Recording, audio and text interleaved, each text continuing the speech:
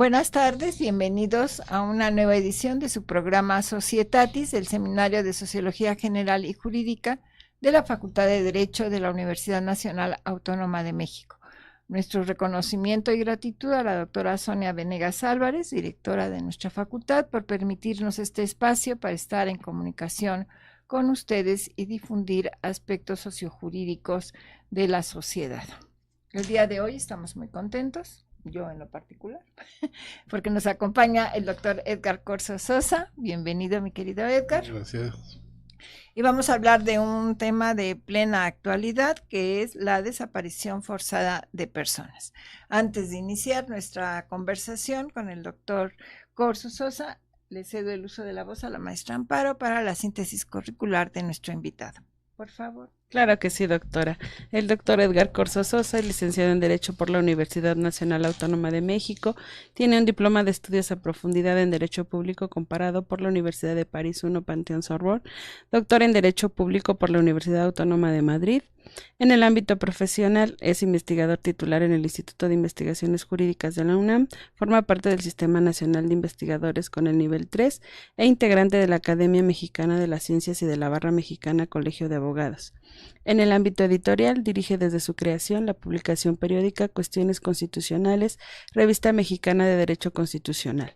Ha realizado diversas instancias de investigación en el Instituto de Estudios Políticos de Aix-en-Provence, Francia, en el Instituto Louis Favre en la Universidad de Aix-Marseille, Francia, en la Facultad de Derecho de la Universidad de Navarra, España, en el Departamento de Ciencias Jurídicas de la Universidad de Alcalá de Henares, en España, en el Instituto Max Planck de Derecho Comparado Público y Derecho Internacional Público en Heidelberg, Alemania, y en el Instituto Internacional de Derecho Humanitario en San Remo, Italia.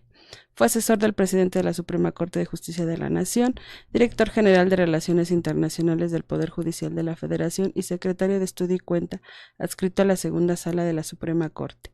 Fue quinto visitador general de la Comisión Nacional de Derechos Humanos, siendo responsable de las materias de migración, protección a periodistas y a defensores de derechos humanos y trata de personas. Presidió el Comité de Trabajadores Migratorios de la ONU y fue presidente de las 10 presidencias de los Comités de Derechos Humanos de la ONU. Actualmente es integrante del Comité de Trabajadores Migratorios. Bienvenido, doctor. Gracias, muy amable.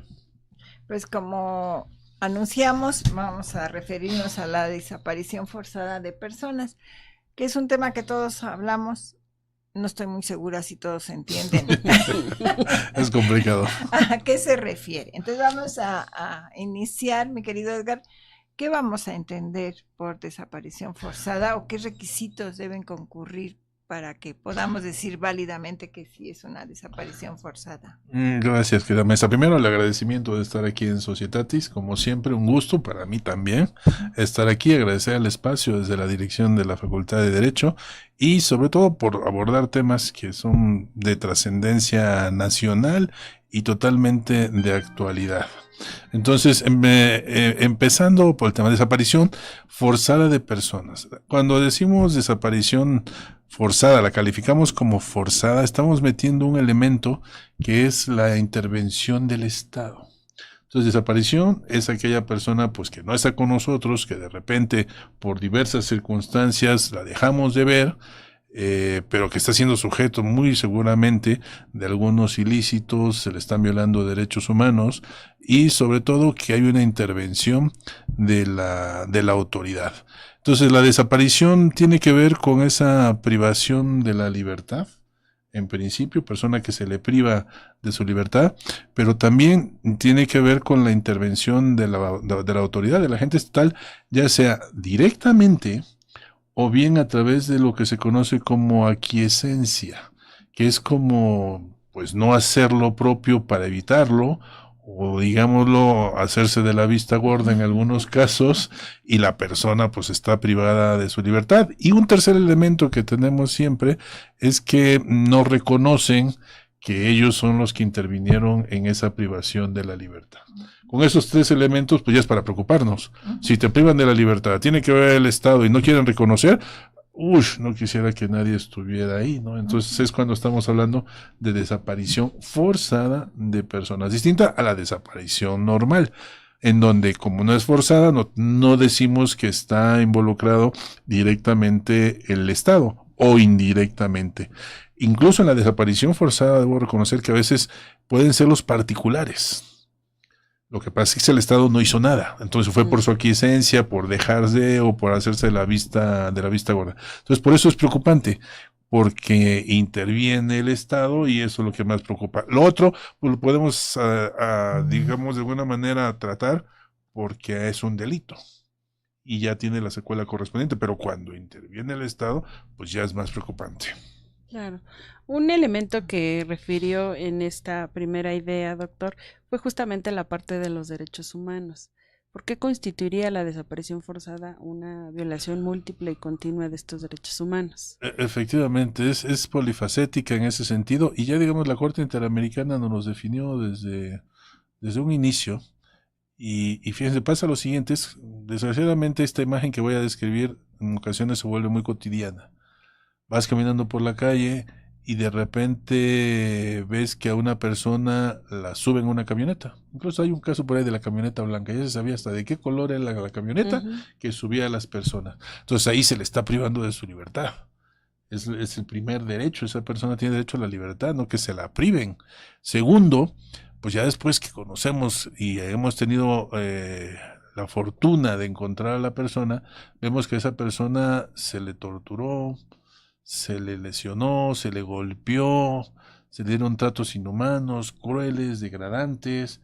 Pues entonces ya estamos entrando en un segundo derecho humano, que es el derecho humano a la integridad personal.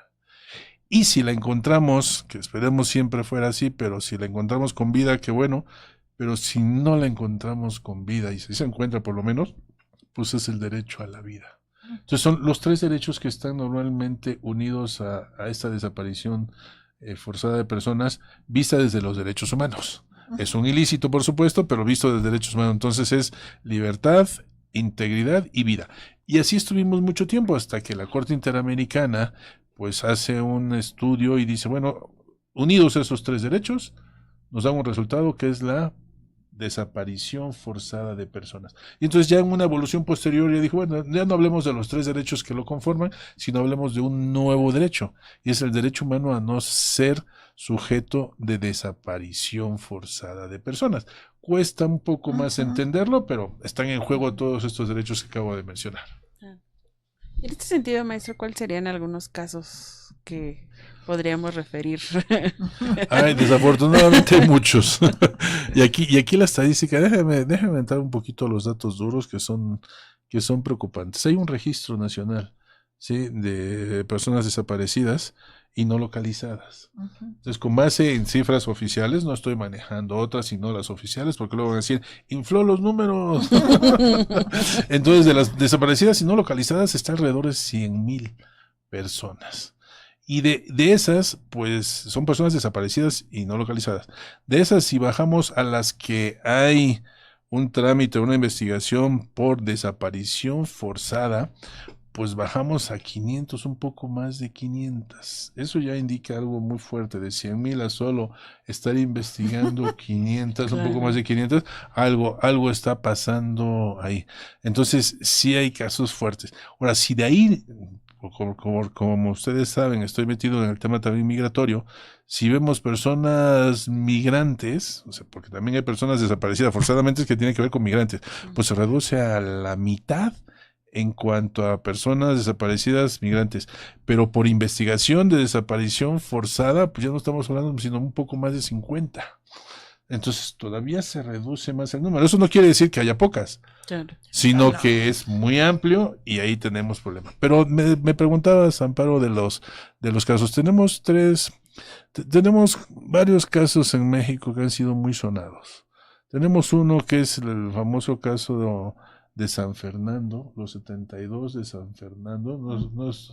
Es un caso muy especial en Tamaulipas, en donde, pues como muchas personas a veces en contexto de migración quieren llegar al norte, pues a veces son traficados de manera ilícita, tráfico de personas por polleros, y luego hay unión ahí entre polleros y crimen organizado, o se encuentran con el crimen organizado, y pues fue una masacre, se conoce como la masacre de los 72 de San Fernando, en Tamaulipas. Después, a raíz de eso, pues empezaron a buscar fosas clandestinas en San Fernando y encontraron una fosa con, bueno, no, 49 fosas, y pues ya con un número muy fuerte de personas que estaban desaparecidas en esas circunstancias. También tenemos después Cadereyta, con una veintena de personas, ya es Monterrey, pero luego volvemos de nuevo a Güemes y a Camargo, que es también fosas clandestinas en Tamaulipas.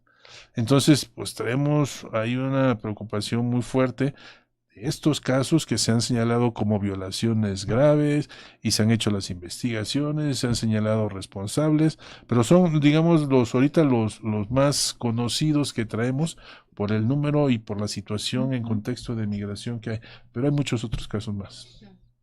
Sino que a través de los medios, pues vemos, justamente yo creo que ante esta, pues no sabríamos decir, incapacidad de respuesta del Estado, Tal cual, ha tal cual. estado en los particulares, ¿no? O sea, me viene el caso de las madres buscadoras, doctor, ¿no? Eso es Y que pues viene como a destapar justamente todas estas eso es muy importante porque curiosamente, hijo, no quisiera estar y tocamos madera.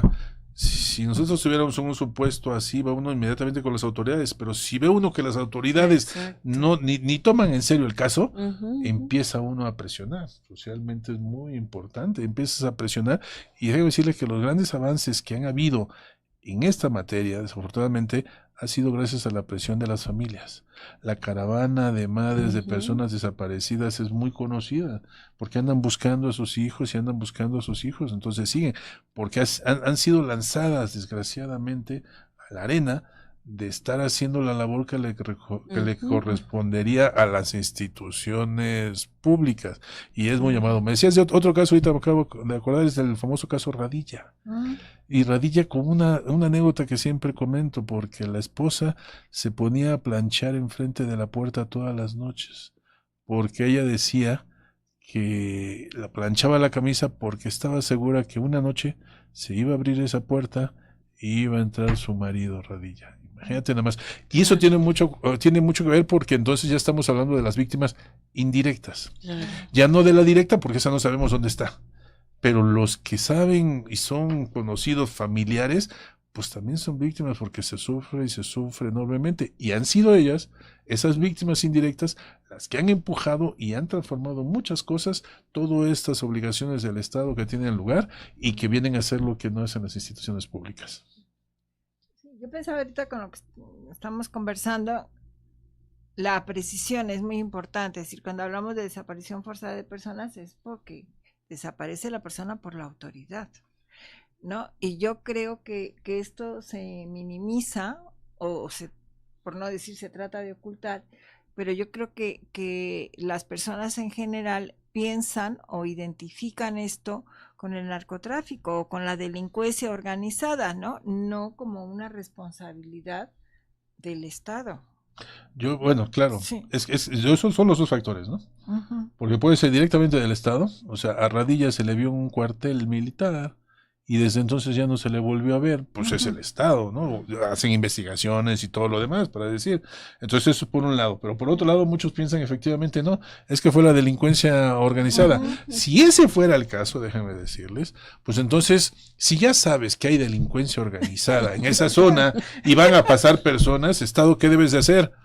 Pues procurar que no haya tanto riesgo en ese lugar en donde sabes que van a desaparecer, pues como quiera que sea, está metido el Estado.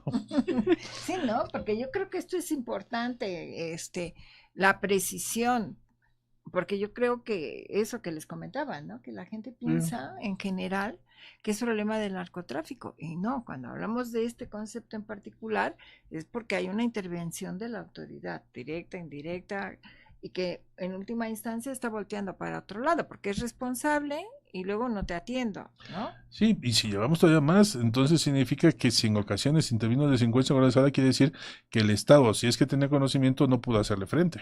Entonces volvemos a caer a lo mismo, al Estado. Sí, ¿no? Claro. Porque es una obligación del Estado al final, y entonces en vez de cumplir adecuadamente tu función, tú eres el responsable de que esas personas, por la razón que sea, no te conviene, no las quieres, no te gustan, pues, Claro. las desaparezco. Acuérdense que estamos manejando desgraciadamente índices de violencia altos, o sea, eso no se nos quita, y hay muchos ilícitos. Entonces, que dicen que homicidios culposos ya bajaron, bueno, igual y sí, pero también traemos otras estadísticas preocupantes en otras áreas. Bueno, pues desaparición forzada no deja de ser entonces en este contexto también algo muy preocupante. No, pero el que yo no reconozca, mi querido Edgar, eso no quiere decir que no esté pasando. Pues estoy pensando como en el avestruz, ¿no? O sea, no te veo y tú tampoco, eso no sucede así. O pasa hasta que encuentro una fosa clandestina, ¿no? Claro. Ah, mira, aquí encontré 50. Oye, acá hay otros. Y se la pasan buscando no solamente las madres de las personas desaparecidas, sino muchas gentes. Y también han hecho, hay respuestas, ahorita hablaremos también de respuestas, una respuesta del Estado. No, porque al final esa es la sensación, si estas madres buscadoras con todas las condiciones muy adversas, pienso yo, insisten, ¿no? En esto, y no un funcionario que les regale unas palas, o sea, es que se las pongo en la cabeza. O sea, qué bueno que no me tocó porque me parece indignante, o sea, ¿qué quieres que te diga? No, pues esa es la actuación de un funcionario público, o sea, pues, oye... Debo reconocer que se han hecho esfuerzos, ¿eh? ¿Por qué? Porque se han creado comisiones nacionales de búsquedas, comisiones estatales de búsquedas. Hay algo ahí que está manejando y estamos también siendo observados nacional e internacionalmente. Observados nacional por la Comisión Nacional de los Derechos Humanos, que ha emitido nada menos como 48 recomendaciones en este sentido, de decir hay violación de derechos humanos, y tenemos el Comité contra Desapariciones Forzadas de las Naciones Unidas, que incluso ya ha visitado México y que, hay que señalarlo también, inició un procedimiento que fue bastante fuerte porque es la primera vez que se hace del artículo 34 de la Convención en contra de desapariciones forzadas, en donde indica que si se abre ese procedimiento es que hay una violación sistemática o hay una práctica sistemática de la desaparición forzada de personas en un país. Entonces, el comité advirtió ciertos indicios, tuvo ciertos indicios, los recuperó, vio, analizó, y con base a esos indicios le mandó un comunicado al gobierno mexicano diciéndole, infórmame de esta situación porque yo traigo estos indicios. Y ahorita ya el gobierno mexicano está en esa respuesta y a partir de ahí pudiera el comité, que esa es una preocupación muy fuerte, elevar la situación ante la Asamblea General de las Naciones Unidas. Entonces el tema, por esa preocupación que estamos diciendo, el Estado hasta dónde interviene, pero también otra, que hay una observación internacional muy fuerte con este procedimiento del artículo 34, que puede llevar el asunto incluso ante la Asamblea General de Naciones Unidas, y esas son palabras muy mayores. Yo quiero ser optimista, querido Edgar, pero tú mejor que yo sabes. Se ríe. ¿Qué sabe, maestro? ¿Qué sabe, doctor? Que las resoluciones que dan a México cero caso, ¿no? Y te digo lo del avestruz, yo como no veo, pues no me ves, pero ante estos casos sería muy difícil. A ver, si llega un asunto, cualquiera que sea, llega a la Asamblea General, es el concierto universal, o sea, es en donde todos los países voltarán a ver y dirán, ¿qué? ¿A poco? Entonces, no, ahí sí yo creo que hay una presión natural de las instancias internacionales. Eso sí no se puede, por más actitud de avestruz que pueda tener, hay algo que se sienta, por lo menos la cabeza si está enterrada, allá abajo se va a mover, se lo aseguro. Pero es que ahorita hay alertas sobre el país, ¿no? De Estados Unidos, de Canadá y algunos países europeos. Y claro, no, pues aquí no pasa nada, que estamos sensacional, ya preparándonos para la Navidad, etcétera, ¿no? O sea, creo que un problema es que tienes que reconocer que eso está pasando, y no son 10 ni 20, porque luego las estadísticas son muy manipulables, ¿no? Sí. Y entonces te puedo decir, hay 100,000 y hay quien te dice, no, pues son 500, o sea, no. O sea, sí, por eso digo lo del avestruz, ¿no? O sea, porque realmente para resolver un problema, lo primero que tengo que hacer es reconocerlo, que tengo un problema, ¿no? Y no que cuando las familias en una situación extrema van a una agencia, van a una agencia de misericordia, no, se fue de paseo, no se preocupe, ¿no? No, ahí tenemos un problema fuerte, pero bueno, decir, sí, yo creo que, insisto, sí han habido algunos actos, porque además el aceptar la visita del Comité de Desaparición Forzada, a reformar la ley, tener una ley general sobre desaparición, de personas. Haberla reformado recientemente en julio, se creó una alerta nacional, que es un dato bueno. O sea, sí hay elementos que nos empiezan a decir que sí hay un esfuerzo fuerte de las instituciones, pero pues nos falta todavía más organización, más intensidad, más llegado a la sociedad, en donde no solamente estén las madres o las familiares estén buscando, sino que estén buscando las autoridades. Y ahí venía una precisión que quería hacer, que es cuando traemos un problema que se quitó en julio, que es hasta cuándo está desaparecido, a partir de cuándo lo considero desaparecido. Entonces decía, ay, es que no, son personas que no están encontradas. Y decían, pues, como diciendo, los voy a encontrar, ¿no? La lista, ¿no? Pero después de cierto tiempo ponían 72 horas, ya podemos empezar a pensar que está desaparecida. Entonces eso ya se quitó de la ley. No obstante, eso se tiene que armonizar con muchas otras cosas más, porque si en 2 o 3 días tú no buscas a la persona, eso son el tiempo más importante que hay, y es inmediatamente una búsqueda, no una búsqueda mandando oficio, con un oficio mandándolo a todas las autoridades, sino es una búsqueda con los indicios siguiendo inmediatamente y agotando el procedimiento, que eso es lo que se señala internacionalmente, y que ya se quitó por lo menos eso, y entonces ahora sí, ante una denuncia de una persona que no llega, no va a decir, oye, espérate, para ver si no se fue con la novia, si fue con el novio, no, sino que desde un primer momento tienes que empezar a investigar, y ese es un estándar que se acaba de poner, y sí se quitó de la ley. Entonces queremos pensar que ahora las desapariciones de personas pues van a ser buscadas inmediatamente. Y ese es otro punto más, la búsqueda. La búsqueda ya se convirtió en un derecho humano. La búsqueda en sí misma y luego la identificación. Son 3 problemas que tenemos: la desaparición, forzada o no, la búsqueda y la identificación. ¿Por qué? Porque buscarlo, pues tienes que buscarlo con varios estándares, como ejemplo, pensando que está vivo. Muchos dicen pensando que está muerto. No, pues no me ayudas. Claro. Tienes que pensar que está vivo y tienes que hacerlo de una manera intensa, rápida, incluso hasta con perspectiva de género, con muchas cosas, una búsqueda seria, integral. Pero luego cuando encuentras vivo o no, si no vivo, pues tienes que hacer una identificación. Y no tienes que, pues a veces se encuentran que los cadáveres no se recuperan bien, no se protegen, no se resguardan, y luego ¿cómo lo vas a identificar? O las imágenes esas que pasamos de que aquí están las cenizas y ese es su familiar. ¿Y cómo sé que mi familiar efectivamente está en esas cenizas? Entonces son 3 momentos que tenemos muy fuertes: desaparición, búsqueda e identificación. Claro. Y que tendría que ver con la infraestructura, que debería de tener el mismo estado, ¿no?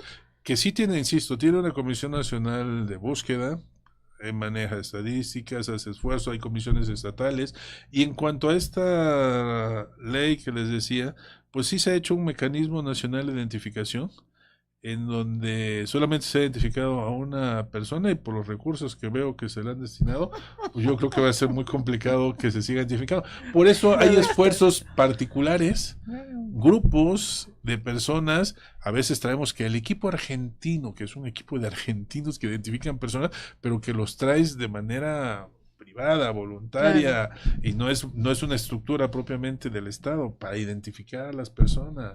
Inmediatamente cuando te das cuenta de que hay una persona, cada vez de advertir que hay un cadáver, pues tienes que conservarlo y tomarle las huellas, no incinerarlo, porque lo primero que hacen es, oye, ya incinéralo. No, para quitarse el espacio y para quitarse esa obligación de estar refrigeradamente cuidándolo, conservándolo. Entonces son muchos aspectos en esta materia tan de necesidad, de emergencia, yo creo. Y aquí, maestro, me surgió esta cuestión que justamente decía, si tenemos toda esta parte, sobre todo en legislación, en instrumentos, ¿cómo hacerlos llegar o cómo difundirlos, ¿no? Sobre todo ahora que pues muchos de los medios están cooptados justamente por la institución del Estado, ¿no?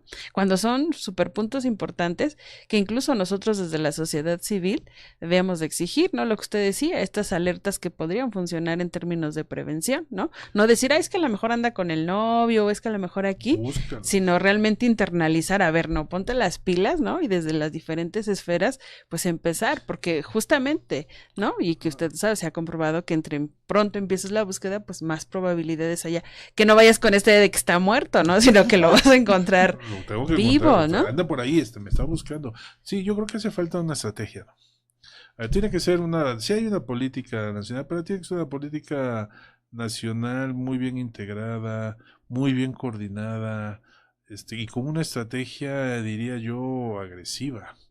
¿Por qué? Porque pues es oficialmente, insisto, de desaparición pues, son cerca de 100,000.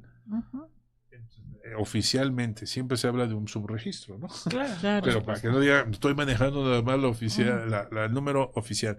Pues ante eso, sí vale la pena hacer el esfuerzo estratégico. Y además, si traes algo que te está observando tan fuertemente como es un comité de derechos humanos de la ONU, pues con mayor razón, tienes que hacer tu política más integral y tienes que hacer una estratégica muy fuerte, poderosa, para que efectivamente pues, la gente conozca, sepa lo que se hace, no solo para encontrar la cifra que está ahí con su registro, no, sino para evitar que otras personas caigan en esto. Entonces sí, hace falta esa partecita, que es bastante grande. Inmensa, diría yo, porque, ¿no? Porque al final, cuando esto sucede, pues vas con la autoridad y en el fondo la autoridad es la responsable, ¿no? Entonces se vuelve un círculo vicioso, ¿no?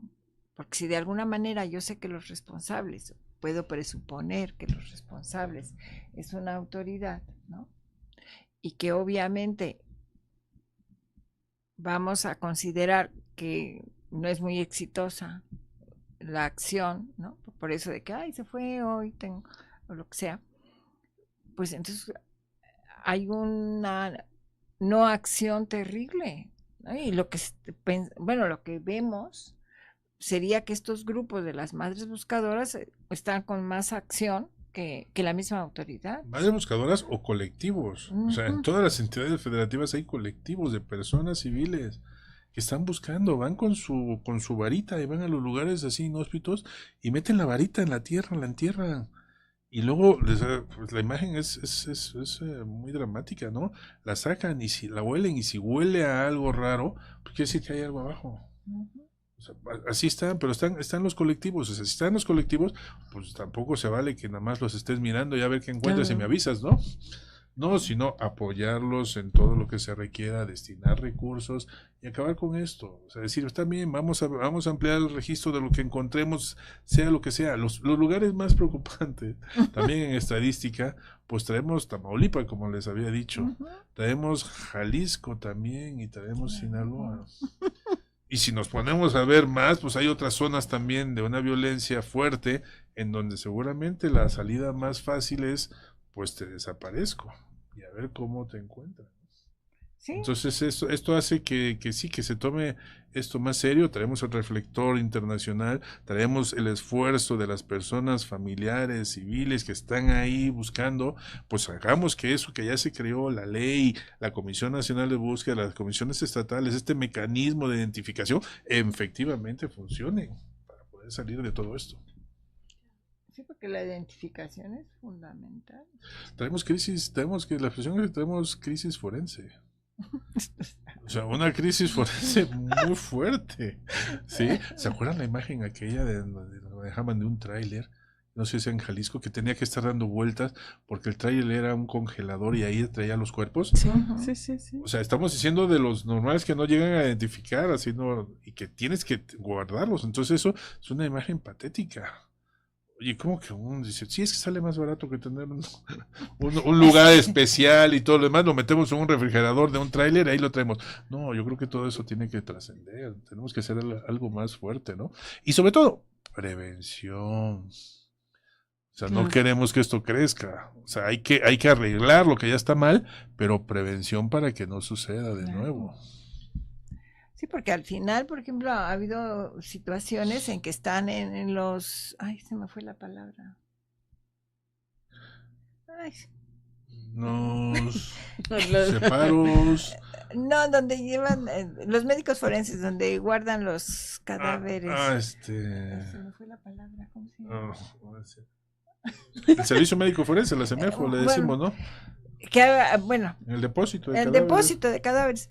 Pues seguramente ustedes han visto también la noticia que hay veces que un cadáver ha estado ahí 1 año o 6 meses y no lo han podido identificar, ¿no? O sea, precisamente por la falta de... Eso, y cruzar información, bases de datos.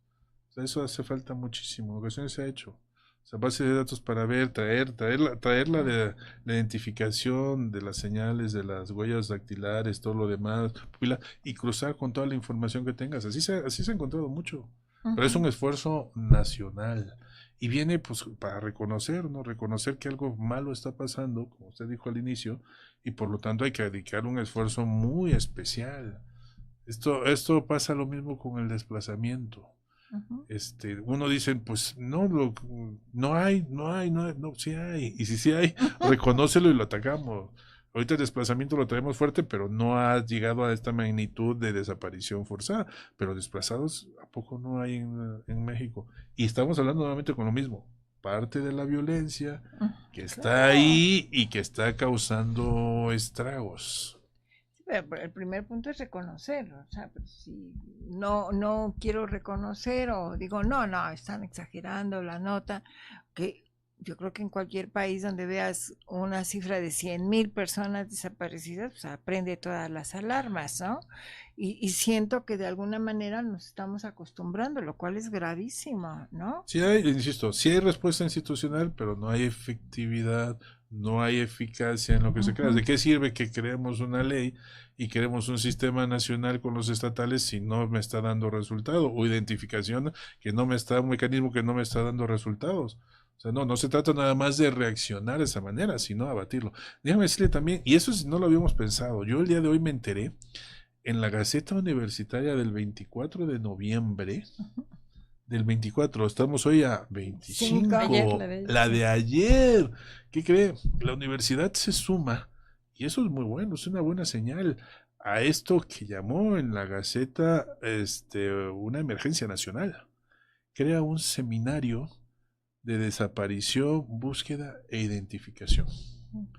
Se llama de Búsqueda. Entonces es un seminario en donde está involucrando a diversas dependencias académicas, tanto facultades como institutos, con el afán de generar conocimiento, apoyar a esta problemática nacional. Entonces se está sumando, y eso yo creo que es muy bueno, nuestra universidad que esté creando un seminario, o sea, el día de ayer, si entró en vigor ayer mismo, y que va a sumar sus esfuerzos, que tiene de mucho conocimiento, genera mucha información para apoyar este esfuerzo, que no quede nada más ahí en un establecimiento, aprobación de una ley o creación de un mecanismo y que no tiene efectividad. Entonces yo creo que es muy buena señal esto de la UNAM el día de ayer. Sí, sobre todo aprovechar justamente también la tecnología para la base de datos que refería, ¿no? O sea, puedo darle como mucho, o puedo consolidarla, sobre todo a partir de estas tecnologías, ¿no? Antes a lo mejor no existiría tanto esa posibilidad, pero hoy con todos los avances, pues yo creo que diversos, ¿no? Lo que usted decía, todos estos datos biométricos que pueden estar registrados, porque además el problema se agrava pensando, estamos con los nacionales, pero siendo un país de tránsito, muchas personas que van a Estados Unidos y que todavía tenemos... Eso de tránsito, ¿no?, hace todavía más complejo esto, porque ustedes bien saben que estoy en Naciones Unidas, entonces advertimos que el flujo migratorio pues va de varios países, de regiones, de una región a otra región a través de varios países. Pero ¿qué pasa si el que está viajando es una persona de nacionalidad africana, de Burkina Faso, de Mauritania, y resulta que en México o en Guatemala o en Honduras ya no se sabe de él? ¿Cómo hace la familia que está en África para decir, oigan, hagan algo? Si los que estamos aquí presionamos, y es complicado, imagínense a alguien que está en África, o que esté en Honduras, o que esté en Chile, que diga, es que mi familiar fue para allá y dejé de tener conocimiento de él. Pues todavía se complica mucho más.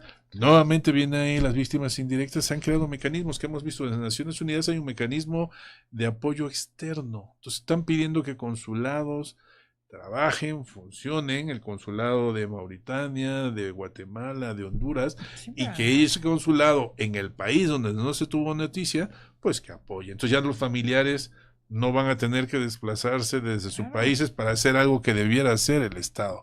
Ujú. Entonces se complica todavía más. Imagínense eso, si uno tiene un familiar y de repente dice, es que la última llamada la recibimos ahí, pero es hasta allá, ¿yo qué hago? ¿Cómo ayudo? ¿Cómo ¿Cómo yo- voy? y ahorita que decías esto, pensaba yo en los menores no acompañados, ¿no? Que es un problema Es muy fuerte, muy es muy fuerte. fuerte la niñez no acompañada. Y volvemos con lo mismo. O sea, normalmente uno con el celular, debo reconocer, se comunica. Ujú. Los que están en este tránsito, en estos trayectos. Entonces se comunica, pero llega un momento en que dejas de comunicarte. Entonces, Claro. cuando dejas de comunicarte, ahí nace la preocupación. Y si es una persona que no tiene una edad, sino que puede ser un niño, niña, y además que va no acompañado. Entonces, ¿cómo apoyarlo? Debe ser una sensación horrible. No, o sea, desde un inicio, ¿no? ¿Cómo mandas a un menor? Claro, entendemos Bueno, la expectativa o las condiciones son tan dramáticas o eso que, pero también te sorprende, ¿no? La cantidad de niños en Europa ahorita es un problema muy serio, lo sigue de los siendo, menores no sigue siendo.